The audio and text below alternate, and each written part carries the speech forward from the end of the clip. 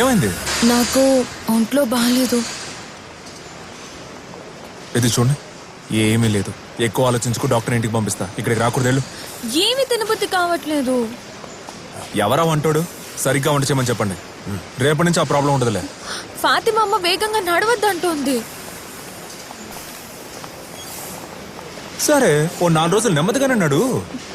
నాకు చింతకాయలు మామిడికాయలు తినాలనిపిస్తోంది.